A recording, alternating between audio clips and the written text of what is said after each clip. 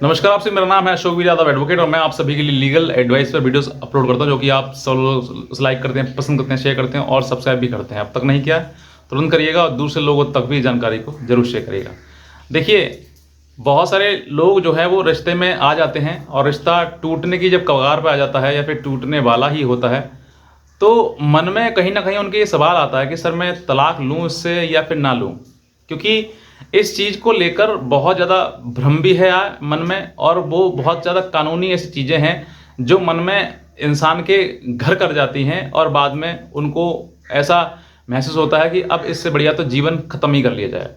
तो आपको जीवन ख़त्म करने से बेहतर है, अगर आपके सामने ऐसी परिस्थिति आ गई है कि जीवन अब समाप्त ही करना एक लास्ट ऑप्शन है, तो आप उस जीवन को समाप्त ना करके एक लास्ट ऑप्शन तलाक का चुन लीजिए आप।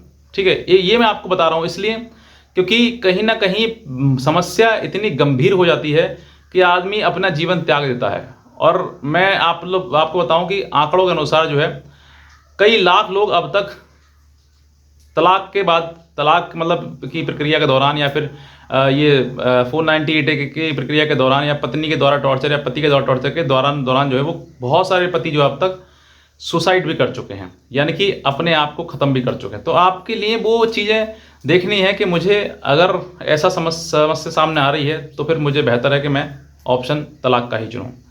अब देखिए, तलाक का ऑप्शन आपने बता दिया यहाँ पे, लेकिन बहुत सारे ऐसे लोग हैं जो भ्रम में रहते हैं कि मैं तलाक लूँ या ना लूँ, अगर मैं तलाक डाल दूंगा तो मेरे खिलाफ कार्रवाई तो नहीं हो जाएगी, क्योंकि कुछ वकील भी आपको समझाएंगे कि भाई तलाक आपको नहीं डालना चाहिए, तलाक को आपको नहीं लेना चाहिए, कुछ कहते हैं तलाक लेना चाहिए आपके लिए। तो आपके मन में जहाँ पर असमंजस की मतलब स्थिति आ जाती है और वहाँ पर आपको लगता है कि मुझे करना क्या चाहिए, मुझे करना चाहिए या फिर नहीं करना चाहिए, तो मैं आज आपको उन्हीं चीज़ों से बाहर निकालूंगा कि आप अपने जीवन में एक सही निर्णय ले सकें कि मुझे तलाक का केस डालना चाहिए, फाइल करना चाहिए या फिर नहीं। तो आप इस वीडियो पर अगर नए हैं तुरंत सब्सक्राइब करें और दूसरे लोगों तक भी इस जानकारी को जरूर शेयर करें। देखिए, सबसे पहले आप अपने मन से पूछें, आप पति हैं पत्नी हैं डजंट मैटर, दोनों के लिए अधिकार है तलाक लेने का। अपने मन से आप पूछें कि क्या आपके मन में उस व्यक्ति के प्रति प्रेम है। मान लीजिए मैं कहता हूँ बहुत कुछ हो गया, इतना कुछ हो गया कि साथ रहना संभव ही नहीं है, लेकिन आप अपने मन अंतरात्मा से पूछिए कि अगर आज वो व्यक्ति सही से रहने लगे, सुधर के रहने लगे, तो क्या मैं उसके साथ रह सकता हूँ। मन से अपने अंतरात्मा से पूछिए, क्योंकि हर व्यक्ति के अंदर एक तो मन होता है, एक अंतरात्मा होती है। तो वो अगर अंतरात्मा आपकी ये जवाब दे रही है कि मैं इस महिला के साथ नहीं रह सकता या फिर इस पुरुष के साथ नहीं रह सकती हूँ, तो आपके लिए सबसे राइट समय है ये कि आप तलाक लें। क्योंकि सबसे पहले आप तन से पहले मन की बात सुनी जाती है। जब कोई व्यक्ति आपको भाता है या अच्छा लगता है तो वो कब लगता है, जब आपका मन उसके प्रति आकर्षित होता है या फिर आपका मन उसको चाहता है कि हाँ ये व्यक्ति मेरे लिए राइट पर्सन है, तब आप उसको अपना सब कुछ न्यौछावर करते हैं, चाहे वो तन हो, मन हो, धन हो, सब कुछ आप उसको न्यौछावर करते हैं। लेकिन जहाँ मन बिल्कुल आपका टूट जाता है या फिर मन हट जाता है या फिर किसी प्रकार से आपका अंतरात्मा गवाही नहीं देती है कि अब साथ में रहना बिल्कुल भी संभव नहीं है, तो आप वो तन मन धन सब वापस उससे ले लेते हैं और सब कुछ लेने के बाद उससे रिश्ता ख़त्म करने की सोचते हैं। तो आपको ये तो सबसे पहले पूछना है अपने मन से कि मैं उसके साथ, क्या मेरे मन में उसके प्रति थोड़ा बहुत प्रेम है, और नहीं है तो आपका निर्णय सही है कि आपको लेना चाहिए। दूसरा ये भी है कि मन में कुछ लोग ये भी सोचते हैं कि सर अगर हमने तलाक का केस डाल दिया तो क्या कोर्ट हम पे खर्चा बांध देगा, या कोर्ट हमें सजा कर देगा, या कोर्ट में हमारे तरफ से नेगेटिव चला जाएगा। तो वो चीज़ें आपको भी समझनी है कि आपके ऊपर खर्चा बंधेगा, नेगेटिव होगा, जाएगा नहीं जाएगा, ये भी आपको समझना है। सबसे पहले, इससे पहले मैं आपको बताना चाहता हूँ कि अगर आपने डाइवोर्स का केस फाइल किया तो इस बात को आपने सर्टिफाइड कर दिया, मोहर लगा दी इस बात पर कि अब आपको साथ तो रहना है ही नहीं, संभावना है ही नहीं। बहुत 1% ऐसे हो सकता है कि तलाक का केस डालने के बाद भी मीडिएशन में एक दूसरे को देखा, मन किया, टूट गया मन और फिर उसके बाद जुड़ गया और फिर उसके बाद एक हो गए। बहुत 1% रेयर केस में होता है ऐसा। लेकिन जब आपने तलाक का केस डाल दिया दूसरे पक्ष के खिलाफ, तो आपका ये तो सर्टिफाइड हो गया कि आपको अब साथ में रहना नहीं है। अब दूसरी परेशानी आती है, चाहे पति हो या पत्नी हो, मेंटेनेंस की। पत्नी है आप तो आपको तो कोई मतलब है नहीं मेंटेनेंस, लेकिन अगर आप पति हैं और आपने केस फाइल कर दिया तो पत्नी आपसे मेंटेनेंस मांगेगी, ठीक है। और कोर्ट आपको मेंटेनेंस बांधने के लिए बाध्य कर देगा कि आपको मेंटेनेंस देना है। ये चीज़ें आपके लिए हैं। दूसरा, अब आपको कहते हैं अब सजा हो जाएगी सर। देखिए, सजा का मैटर अलग है, तलाक का मैटर अलग है। तलाक एक सिविल प्रक्रिया है और सजा का प्रावधान जो है वो सेक्शन 498A में दिया हुआ है और वो एक क्रिमिनल प्रक्रिया है। तो दोनों में प्रक्रिया का अंतर है।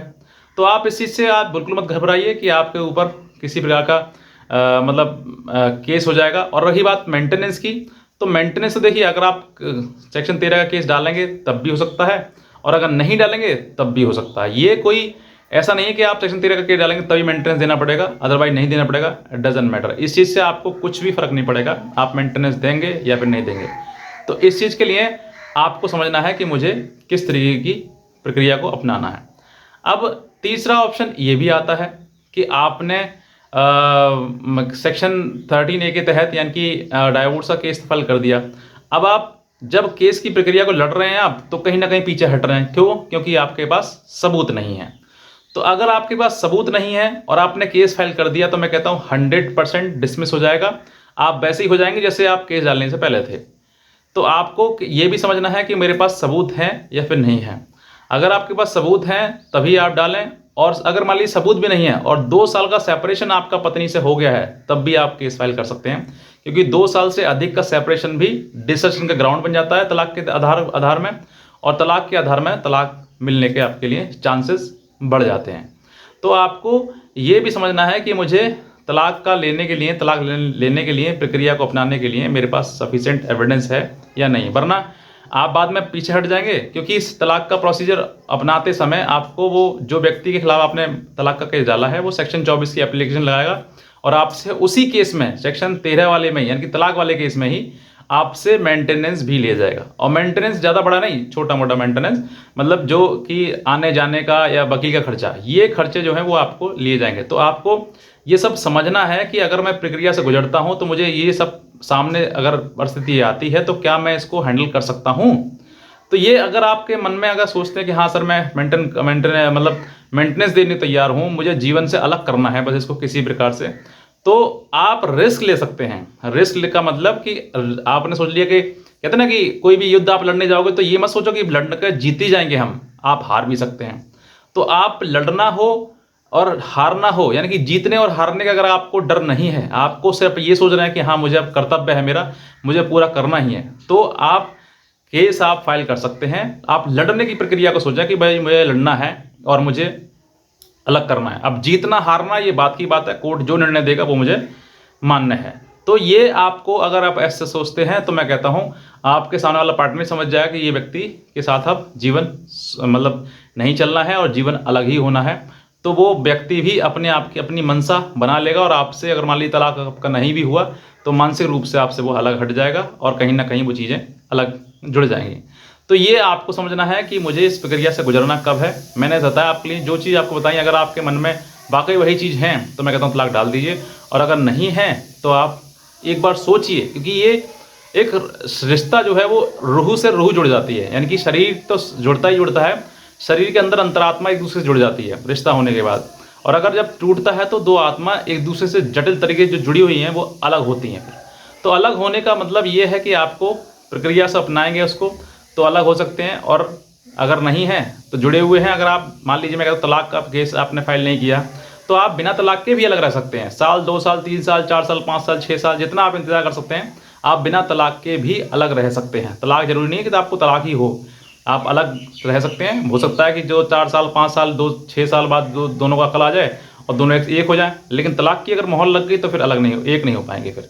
तो आपके लिए ये भी दोनों ऑप्शन लेके चल रहे हैं, तलाक का केस डालें या फिर हम ऐसे ही बिना तलाक के ही अलग रह लें। तो ये आपको समझना है कि भविष्य में हो सकता है कि आप एक दूसरे के हो जाएं, और अगर नहीं होना है या फिर अब तो ये कंडीशन आ गई है कि भविष्य में अलग रहने से भी कोई फ़ायदा नहीं है बिना तलाक के, क्योंकि तब भी हमारा तलाक ही है और हमें अलग ही होना है, आज न कल कभी एक साथ होना ही नहीं है। तो फिर तलाक की प्रक्रिया आपके लिए बेस्ट है।